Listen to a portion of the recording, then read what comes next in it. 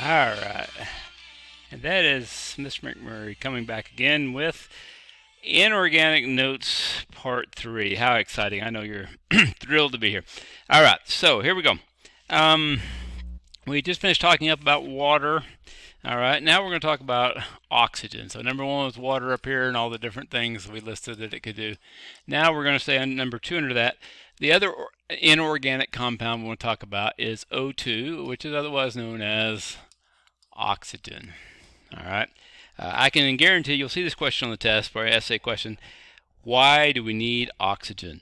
And people say, well, we need to breathe. Well, why do we need to breathe it? Well, because our cells need it, or it needs to go to our lungs and into our blood to get to our cells. And that's all true. But why do your cells have to have oxygen? Well, if you remember back, there should have been a video with a candle. If you haven't watched that, you need to watch that now. And that explains that in order to burn, a candle have to have oxygen. If you put a glass jar over it, it will eventually go out when it runs out of oxygen. Well, think of your brain as, for example, burning nutrients, glucose, very quickly. Your brain uses more glucose than anything else in your body. And so if it runs out of oxygen, say you start to suffocate, first thing that happens is you black out. Why? Because your brain shuts down. And then as time goes on, it does more damage to your brain, your heart, other tissues, and eventually you are dead. Okay? So you have to have oxygen to burn food. And so basically, oxygen is used by living things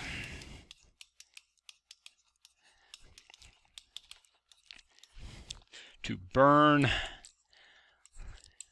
or sometimes we say oxidize,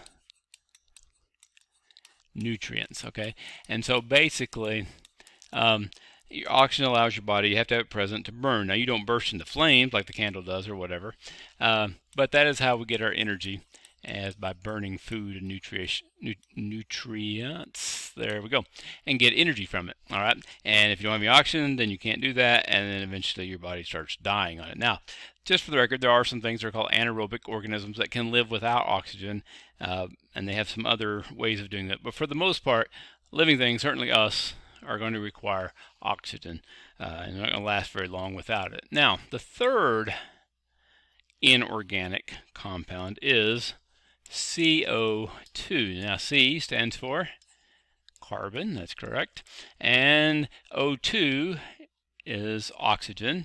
But since it's combined with a carbon, it's called oxide. And since there's two oxygens, it's called dioxide. So two oxygens stuck onto the carbon, and that is carbon dioxide. Now, one of the rules of inorganic compounds is they do or do not contain carbon.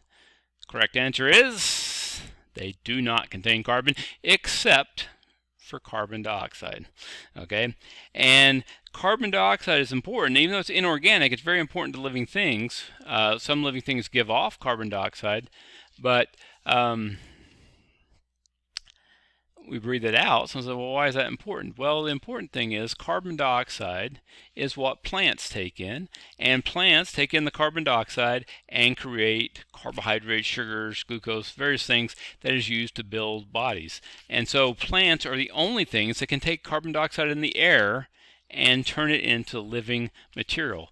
And the carbon that all living things has comes from this carbon dioxide.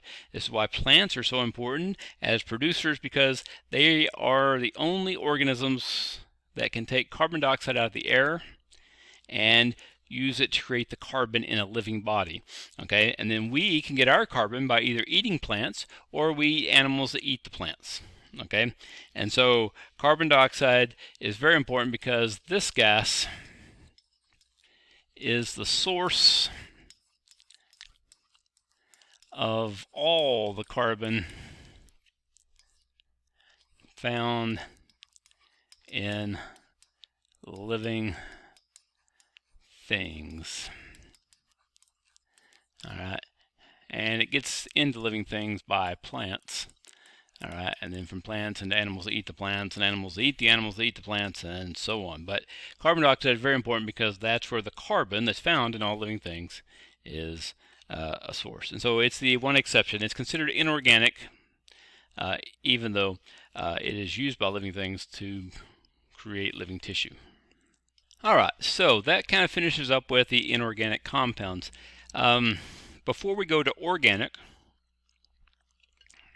which we will eventually, but not right now. We're going to talk about a group of chemicals that can be inorganic or organic. But we're going to kind of stick them in here because they don't really go into organic compounds very good. But they can be organic or inorganic, so we're going to stick them right here in between inorganic and organic notes. All right, and this is going to be the acids and bases. All right, acids and bases. These are things that most people have heard of, but to be honest, a lot of people are kind of confused about what they can do. You see in the movies, someone gets their hand eaten off by acid, gets spilled on it. Not so much most of the time. For one thing, your body, your skin, is made up of dead cells. All the outside of your skin is dead cells, and it is a very effective barrier to lots of things. Now, if you soak it in acid for days, yeah, it's going to eventually, or hours or minutes even, it might start to do some damage to it, but depending on the kind of acid. But it's not really likely that you're going to have an acid that just eats things up like it shows in the movies and stuff. All right, so what are acids? Acids have a sour taste, generally speaking. Just for the record, that is not recommended on how you tell if something's an acid. Oh, I think it's an acid. I'll taste it. Oh, it's sour. Okay, but it may also eat your tongue up. So really probably not recommended. But it does have a sour taste. And not surprisingly, one of the most common ones, especially used in foods, is citric acid. Okay, any kind of orange flavored, lemon flavored, any of those kind of flavors are going to be citric acid. And so it's very, very common, but it has the sour taste. That's what makes lemons. Oranges have more sugar, so they don't taste as tart. Although still, some people don't like drinking orange juice because it kind of upsets their stomach because it has citric acid in it. All right, but anything like 7-Up, Sprite, ginger ale, things like that have a lemony taste are going to have citric acid in it. Sour Skittles are sour Skittles because they've dipped them in citric acid crystals. Okay, and it's not a strong acid, that's why you can eat sour Skittles, but it does get really sour and tart. All right, now they also tend to attack metals. Okay, for example, very few bathroom cleaning supplies are made out of acids. Why? Because they attack metals, and things like faucets and drain pipes and things like that could get attacked by them, so you don't see them very often. The only common the only cleaner that you find is the toilet bowl cleaner because it's usually made out of ceramics, and so since there's no pipe and metals involved, it's usually a safe place to use it. All right, and we'll talk more about why it attacks metals later, but the key thing about acids is when placed in water, oops, that's not a W, very good W, but when placed in water, all right, these chemicals, they release H plus or hydrogen ions. Okay, an ion is just an atom that has a charge, and so these H pluses are called hydrogen ions. All right, when you put them in water. Now, since they do that, acids are called proton donors. Now, let's look at that for a second. Why, if they give off hydrogen, does that make them proton donors? Well, let's look at hydrogen. Hydrogen has one proton because it's the very first element on the periodic table, and it has 0 neutrons. At least most of them don't. And then it just has one electron floating around it, which has a negative charge. This one has a plus charge. So normally it would be a neutral atom. The only way it can become an H positive is if it loses the electron, which means it's just a proton floating around by itself. So if you put it in water, it releases H positives, which are basically protons floating around the water, and these protons floating in the water are what make it a proton donor because it gives off these protons. All right, now let's compare that with bases. All right, bases like first, second, and third. Sorry, it's baseball. Anyhow, are similar but different. Okay. Nice that letter A is acids, letter B is bases. All right. They have a bitter taste. In fact, a lot of poisonous plants have alkaloids, which are bases, strong bases, and that's one thing it tells us, ooh, don't taste that, leave it alone, it's not good. Okay, some fruits when they're not ripe have some bases in them, but whatever. They have a bitter taste, and they feel very slippery. All right, which makes them dangerous in the lab, because if you spill it, not only is it a strong base, which is very corrosive and can eat holes in your clothes and stuff like that, but also it's very slippery. And if someone slips in it, now they landed and sat in the base, and that's even worse. So, anyhow, they are. If you ever get bleach between your hands and rub it, it's very slick. Most soaps.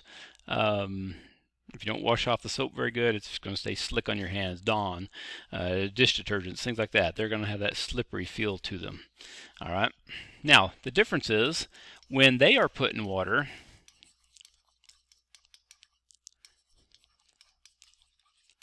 they release OH negative or hydroxide, or sometimes you'll hear hydroxyl. I'm probably just going to call it hydroxide ions. Okay, so when they release OH negatives, those are hydroxide or hydroxyl ions in the water. All right, now if you have an OH floating around and you have these H positives floating around, this OH needs a positive to match up with it, and so it grabs that hydrogen. And now if you have H, H, and O, guess what? You have H2O, or another way to write that is HOH. All right, and so they want to form water, and to do that they need to gain a hydrogen or a proton. So they are known as proton acceptors, because when they see hydrogens, they want to take them in and make a neutral water molecule. All right, whereas hydrogens or acids are going to give off these hydrogen ions. So everyone wants to talk about how strong is an acid or a base. Okay, well, how do we measure that? Well, first it is measured on a pH scale. Okay, all right. P, just for pH stands for, P means concentration, and then the capital H stands for hydrogen ions. And so really the pH scale is just a way to measure how many pH, or the concentration of hydrogen ions. Okay, that probably should have been number 1 there. Sorry, I didn't write that very well, but that's basically what it is. Now to measure that, we put on a scale from roughly 0 to 14. Halfway down there is 7. Now, you would think that if we're measuring how many hydrogens there are, the farther we are on this scale, the better off we are, as far as more hydrogens and therefore more acidic. Actually, it's the other way around. Now at this end, it is becoming more acidic. So the lower the number, the more acidic it is. As you go this direction, it becomes what we call more basic, or more like a base. Another word you'll hear is more alkaline. Alkaline batteries are batteries that have a base in them. Most C cell, D cell, AA, AAA, all those are alkaline batteries. Your car battery, on the other hand, has carbolic acid or sulfuric acid, so it is an acidic battery instead of an alkaline battery. All right. Now, number 7 right here in the middle is neutral. All right. It's neither considered acidic or base. It's kind of sitting on the fence, and things like water would fit there. Now, every time you move by one number, it becomes not 1 time stronger, but 10 times stronger. So if you go from 6 to 7, it is 10 times, 10x as strong. If you go from 7 to 5, it's not 10 plus 10, but 10 times 10, so it's 100 times as strong. And 3 numbers would be 1,000 times, and you kind of get the idea. All right, we'll stop right there, and we'll continue talking with the pH scale in the last and final, hopefully, installment of the notes.